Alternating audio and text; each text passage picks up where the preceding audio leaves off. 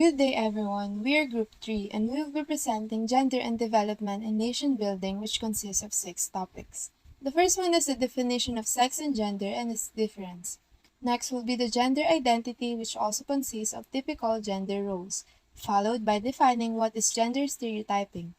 The fourth one is a call to gender equality, together with the other gender-related concepts. Next is the gender and development milestone, followed by why genders matter to development. And lastly, identifying gender roles, triple roles. Here are the learning objectives. At the end of the section, the student should be able to first, differentiate sex from gender. Second, familiarize with other concepts related to gender and development. Third is to increase understanding about gender roles, stereotyping, and equality. Next is to increase awareness with gender and development. And lastly, to develop strategies to overcome gender inequalities, discrimination, and stereotyping. This is a quick overview of our today's topic. Women and men issues and challenges have become a worldwide concern. Long time ago, societies had been governed according to the culture dictates by society. In different parts of the world, it has been a practice that the highest leadership position like president of the country, political leaders, business managers, and chief executive officers, education institutions, and even at the family level were reserved for men. On the other hand, women are expected to do household chores and take care of the children at home. Women were for home-based activities only and men were expected to be the breadwinner or the economic source at family level. In terms of economic development, men were usually recognized as the main players in productivity. They were the prime movers of the economic growth of society since men have been recognized as the forerunners. Women most of the time were not considered in economic and development decision making. This socio-economic scenario brought to the rise of different groups rallying the neglected important role of women in development and nation building. Hence, gender and development came to the surface. To give you more understanding about it, there is a need to define and describe important terms related to gender and development. Let's define muna yung sex and gender. And after that, we are going to differentiate both of them. So first, sa sex muna tayo. Sex. Sex is biological concept. It refers to all physiological characteristics that distinguish women from men on the basis of their chromosomes, gene expression, hormone levels and function, and reproductive or sexual anatomy. So dito sinasabi lang na sex is biologically. Okay? To distinguish women from men, um, nade-determine sila by their physiological characteristics. For example, yan is yung sa reproductive nila or sexual anatomy. Okay? So next is, sex is permanent. Sex is usually categorized as female or male. The biological differences between male and female are identified at birth. So, basically, sinasabi dito that yung sex ng isang person is permanent. Okay? And it categorized lang as male or female. Dalawa lang. Then, para malaman yung pagkakaiba ng male sa female or yung gender or yung sex ng isang person, nalalaman yon after his birth or pwedeng during pregnancy.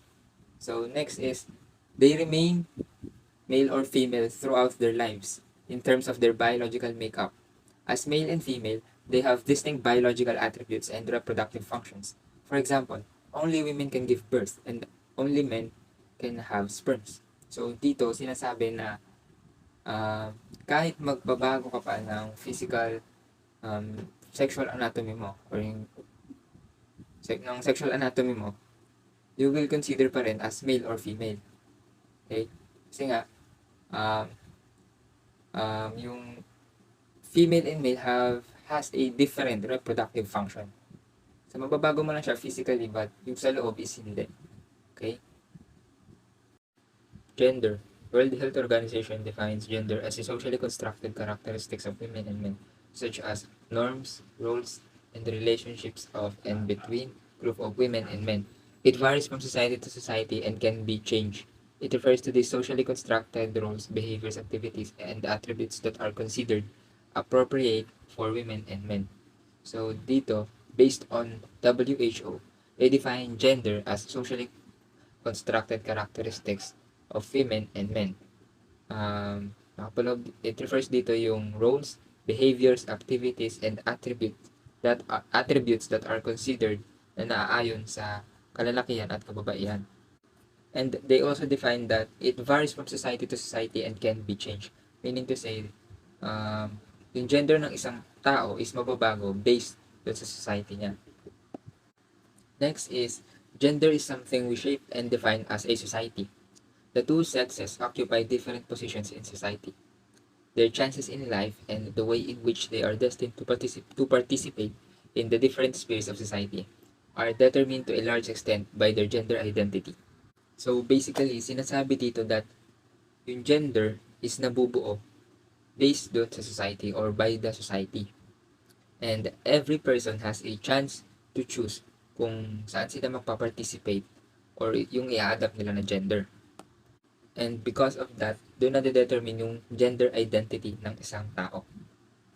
Next is, gender is not a static concept. It evolves over time and it varies from culture to culture. In some culture, decision-making and financial responsibility is entrusted among men. But in other culture, women handle this responsibility. In some countries, women go to the field or farms while men take care of their children. Dito, sinasabi lang that yung gender is not permanent. It is temporary. Unlike dun sa sex na permanent. Because nagbabago-bago siya over the time and nag-iiba din siya from culture to culture. Meaning to say, for example, yung culture natin before during Spanish era, is very different now, di ba? So yun. Dun, ibang-iba yung kultura ng gender natin before. Unlike ngayon. Let's differentiate yung sex to gender. First is sex. It is categorized as male or female. Next is, it is biological. So, meaning to say ng biological, both male and female has a different sexual anatomy or reproductive system. Okay? Next is fixed at birth. So, meaning nito is, pagkapanganak mo pa lang is, nade-determine na yung sex mo. If ikaw ba is male or female. Next is, it doesn't change across time and space. Meaning nito is, sorry for the word, if magbabago ka ng ari mo, okay, hindi magbabago yung sex mo doon. You will consider pa rin as male or female lang. Bakit? Dahil yung male and female has a different reproductive functions. Okay? Next is equally valued. So, next naman tayo is gender. Sa gender, masculinity and feminine. Next is gender. First is masculinity and femininity. Meaning ng dalawang ito is yung physical characteristics natin o yung kung paano tayo gumalaw, paano tayo manamit, kung paano tayo mag-act. Diba? Next is socially, culturally, and historically determined. So, dito, sinasabi lang that yung gender is na-affect by socially and culturally. Okay? So, next is learned through socialization. Meaning nito is natututo tayo kung paano yung ginagawa ng isang lalaki or ng isang babae. And next is varies over time and space. Meaning to say nito is magbabago ito based dun sa society nga natin, sa culture, di ba? So meaning yung gender natin is possible na magbago. Okay? Next is unequally gender identity. It refers to the set of roles, characteristics, and behavior that is prescribed for a particular sex by each society, and that is learned through a socialization process, both within the family and in the wider society.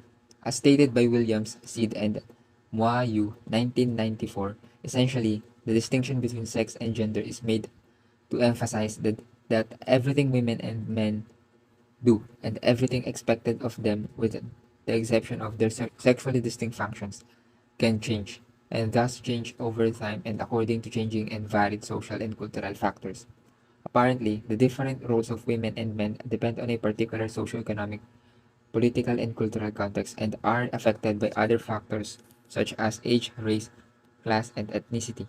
So, it means ito yung pagkakakilanlan ng gender mo based doon sa sinet na roles, characteristics, and behavior that is prescribed for a particular sex ng isang society. Because doon mo rin natututunan yung mga ginagawa mo sa gender mo O yun, doon mo na de-develop o nalalaman kung ano talaga yung gender mo. Okay? Typical gender roles for male and female. For male muna. Male, first is family breadwinner. Next is final decision maker in the family. Next, does not do household duties or childcare. And lastly is needs to be strong and refrain from showing too much emotion or sharing too many personal feelings, especially with those outside of the family. Next naman is for female naman. First is in in charge of running the household. Next is takes care of children and gives them attention that they need. And lastly is more emotional than men, or more likely and more encouraged to open up about their feelings. Basically, pwede na rin itong maging vice versa. Sa panahon natin ngayon, yun yung napapansin ko. How roles are learned. Gender roles are passed on through generations. From the age of 3, children are able to start becoming aware of the differences between girls and boys based on the actions of the parents and the nature of their environment. What is gender stereotyping? Gender stereotyping is reinforcing the gender norms that society considers acceptable, usually based on the idea of masculinity and femininity. It encompasses a range of behaviors and attitudes that are generally considered appropriate or desirable for people based on their biological or perceived sex. In short, it is a fixed image or set of characteristics that many people believe represent a particular type of person. In many cases, this fixed general idea is probably false or least inadequate. For instance, the farmers, whenever we hear the word farmer, what image come into our mind? Most people think of a man. They have the image of a man in their head when they talk about hard physical labor and carrying objects. In fact, America tell us that half of all farms on the African continent are managed by women. Women are responsible for 60 to 80% of all agricultural production. 90% of the work of processing food, crops, and providing household, water, and fuel wood was performed by women. They are often walking for 2 hours with heavy containers of water in their head. People should change their point of view about female roles in order to ensure equality in our society and for future generations. Breaking gender stereotyping is important as we have to be vigilant of our surroundings and prevent negativity from people in order to create a more diverse and equal society. It is never too late to speak up for the ones who can't. Now let's talk about the social theory of Alice Eagley. It gives a comprehensive perspective of why people conform to gender stereotypes. Her theory suggests that the main reason is because women and men act in accordance with their social roles, which are almost invariably separated along gender lines. Women and men display gender type and behaviors because the social roles that they perform are associated with different expectations dictated by their culture and society. These social roles are accepted by young people because they are socialized into them. A call to equality. Stereotyping, on the basis of both gender and age, should be systematically broken down. One of the approaches for breaking down role codified behavior in young people is by engaging in the dialogues that they have with each other, really listening to the underlying logic and structure of their arguments and engaging with them seriously. You may quickly find that talk about fashion, for example, is likely to contain a deeper level agenda about female roles and important female dilemmas in the world that participants live in. A starting point for embarking upon inequality and discrimination is your own awareness and understanding, so listening and engaging with young people seriously, as described here, is an essential step. It should be clear to us that sex should not be the determining factor of a person's ability to function well in a job, except for a few tasks that require particularly hard physical labor. There is no proven physical reason why women cannot be good engineers. Similarly, there is no reason to believe that certain jobs or tasks should be reserved for women alone, such as dressmaking, artificial flower making, teaching, and caregiving. Likewise, men who might excel in these endeavors should not be deprived of the opportunity to do so. Other gender-related concept. First is gender relations. It is the social relation between women and men, which can be investigated by considering their degree of cooperation, connectedness, mutual support, competition, conflict, difference, and inequality. Gender roles also describe the division of power between women and men in their family lives, education, in the labor market, in politics, among others. Gender relations are not static, but are constantly changing due to the economic development, legislative or political changes, and social or cultural factors. The next gender-related concept is gender division of labor, the roles, responsibilities, and activities assigned to women and men based on gender.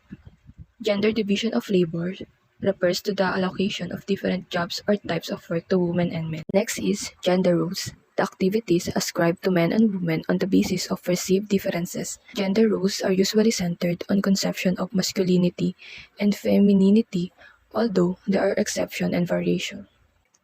Division of labor is a term used in gender literature to mean the roles and tasks assigned to women and men on the basis of perceived gender characteristics and attributes instead of ability and skills. Gender roles and responsibilities vary among cultures and can change over time. Gender socialization. It is the process by which men and women learn the behavior and attitudes regarded as appropriate for their sex. It is the aspect of socialization that contains a specific message and practices concerning the nature of being male or female in a specific group or society. It is important in determining what we think that the preferred sex of a child should be and influencing our beliefs about acceptable behaviors for males and females. Gender analysis. It is a method for investigating the nature of the social relationship between men and women in every sphere of society, identifying inequalities and highlighting how power is distributed between them, who does what, who possesses what, who gains, who loses. In order to be effective, gender analysis has to break down and show the links between the public and private spheres. Gender equality. It means women and men have equal rights and should have the same entitlements and opportunities. It also describes the situation in which women and men are granted equal rights, equal opportunities, and freedom of choice. So, basically it means dapat yung kababaihan and kalalakihan is may pantay silang karapatan. Okay? In terms of opportunities and sa freedom of choice. Gender equity. It means justice so that resources are fairly distributed, taking into account different needs. It also characterizes a condition in which women and men participate as equals, have equal access to resources, and equal opportunities to exercise control. I think pwedeng pumasok dito yung Article 2, Section 10 ng 1987 Philippine Constitution na sinasabi na that the state shall promote social justice in all phases of national development. Meaning to say, dapat yung women and men is pantay-pantay or have a social justice in terms of distributed resources and opportunities or magkaroon din ng access sa mga to. Gender discrimination. It is the differences of treatment accorded to women and men in the spheres of public activity such as legal status or the way the educational system favors one gender more than another. So, sinasabi lang dito is yung hindi pantay na pagtrato sa isang gender or pinapaboran yung isang gender. For example, yung sa Spanish era, yung pananakop sa atin, walang karapatan yung mga kababaihan na mag-aral noon. Diba? Ang role lang nila noon is yung magsilbi sa asawa nila. Next is gender sensitive. It refers to the awareness of the differences between women's and men's needs, roles, responsibilities, and constraints. Basically, sinasabi lang dito is yung pagkakaroon ng awareness sa pagkakaiba between women and men in terms of their needs, roles, responsibility, and constraints. Next is gender mainstreaming. An interventionist strategy who aims is to achieve gender equality goals in an organization through integrating gender analysis into everything the organization does. To achieve such change, interventionists must understand exactly how the organization works and what is needed to affect its rules and structures. And it also means mainstreaming a gender perspective at two levels as a cross-cutting issue into all policies, programs, and projects, and through specific activities aimed at achieving women's empowerment. Meaning, it is a global strategy ng isang organization or government that pinupursue yung gender equality in all aspect of the development process para ma-achieve yung vision ng gender responsiveness sa isang society, wherein both women and men contribute equally and benefit from this development. Next is women's empowerment. Women empowerment refers to women acquiring an ability to control their own lives, enabling them to take advantage of their rights and skills and to improve their access and control over various resources such political, economic, information, and among others. Meaning, women empowerment means women has an ability or rights to control their own lives. And because of that, they improve yung access nila and control dun sa mga different various resources. And lastly is women's triple roles. Women's roles is most societies fall into three categories. First category is productive. It relates to production of goods for consumption or income through work in or outside the home. Next is reproductive, relating to domestic or household tasks associated with creating and sustaining children and family. And lastly is the community management, relating to tasks and responsibility carried out for the benefit of the community. And remember that women must balance the demands of these three different roles and should be recognized for their contributions. Gender and development milestone. Have you ever asked yourself how the issues on gender and development evolved?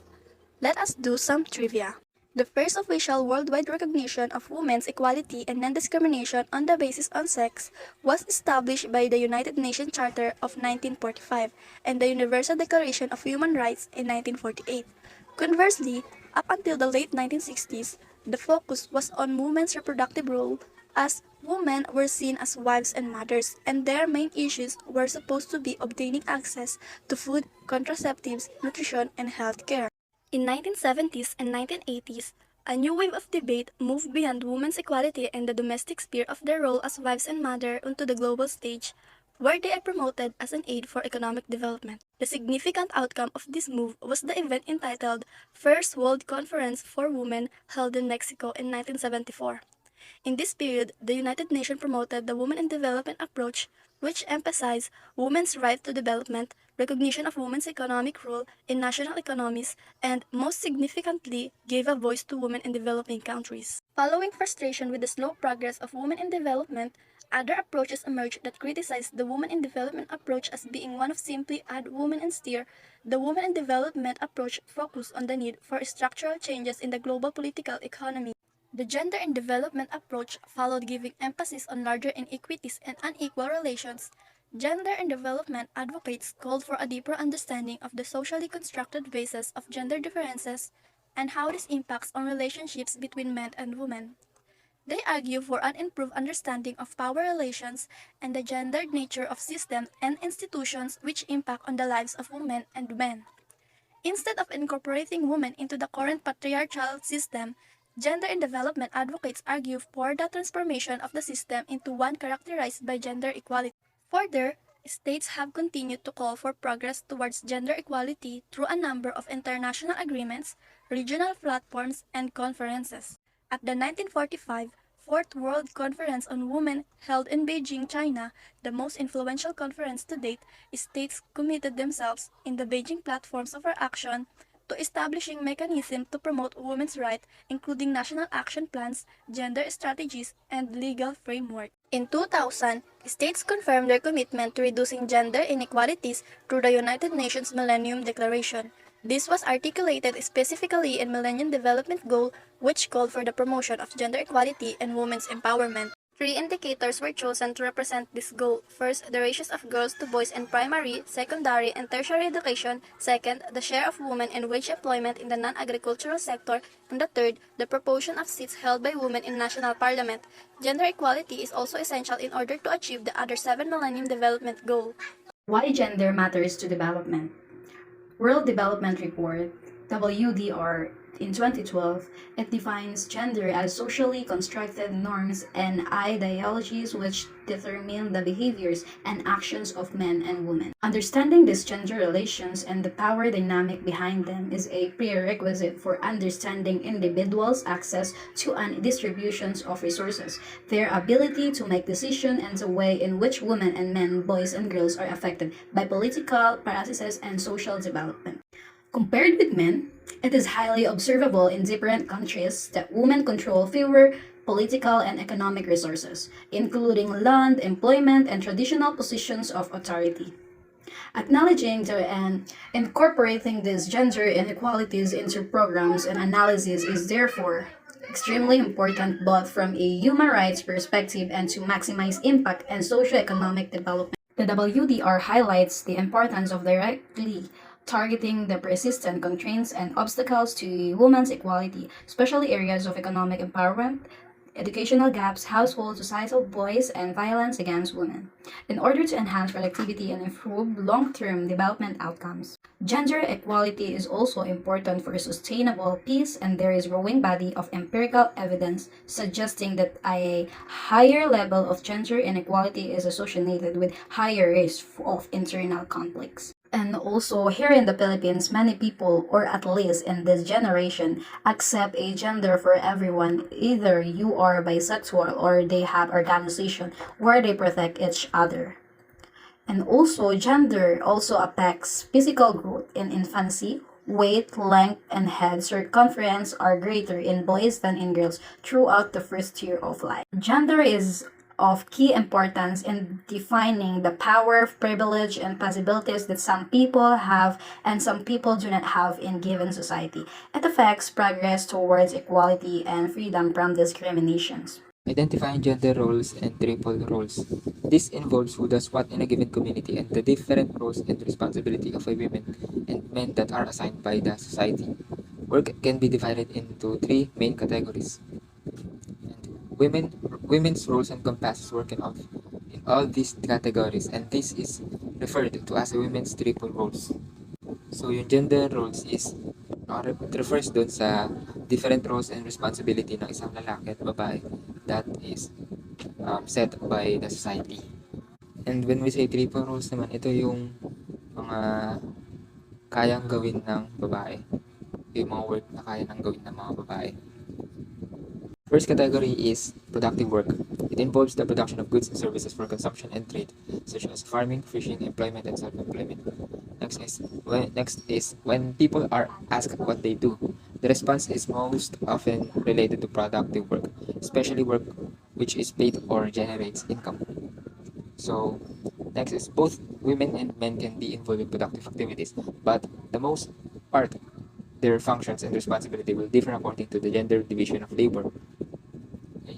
And lastly is women's productive work is often less visible and less valued than men's.